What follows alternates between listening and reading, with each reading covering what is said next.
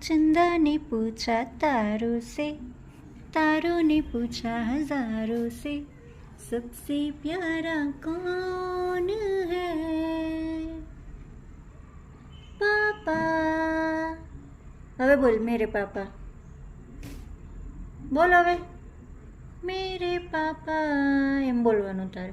હો હો ને, બોલીશ ને? હાલ હું પાછી ગાઉં. હો.